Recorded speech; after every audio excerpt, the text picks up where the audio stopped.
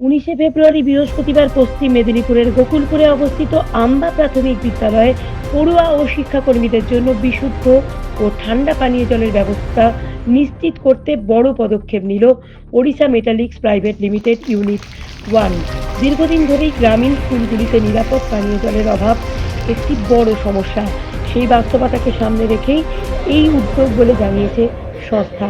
নতুন এই পরিকাঠামো চালু হওয়ার ফলে পড়ুয়াদের আর বাইরে থেকে জল আনতে হবে না। একই সঙ্গে গরমের সময় ঠান্ডা জলের সুবিধাও মিলবে স্কুলের মধ্যেই।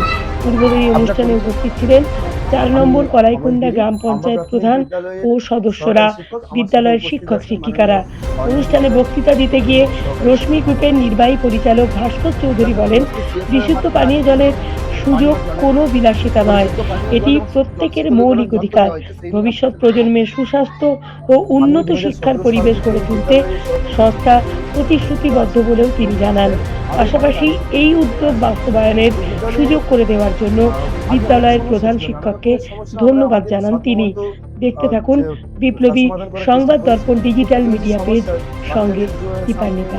শীতল পানীয় জল তুলে দেওয়ার, সেই সমস্যা আমরা দীর্ঘদিন ধরে বাচ্চাদেরকে তার সমাধান আমরা দিতে পারিনি। এমনিতে আমরা জানি আমাদের এই এলাকাতে জলের মধ্যে একটু আয়রন আছে, তো সেই মতো বাচ্চাদের এই ট্যাপের জল, জলের ট্যাঙ্ক থেকে যে জল, এই জল সরাসরি তাদের খেতে হতো। কিন্তু এই সমস্যা আমাদেরকেও বারবার ব্যতীত করতে করতে সমস্যা আমরা সমাধান করতে পারিনি। আমরা ধন্যবাদ জানাবো রেশমি গ্রুপের সিএসআর ডিপার্টমেন্টকে। ওনাদের কাছে আমরা যাই আমাদের এই সমস্যার কথা জানাতে, এবং ওনারা খুবই আন্তরিকতার সাথে এই বিষয়টাকে বিবেচনা করেন এবং আমাদেরকে আশ্বাস দেন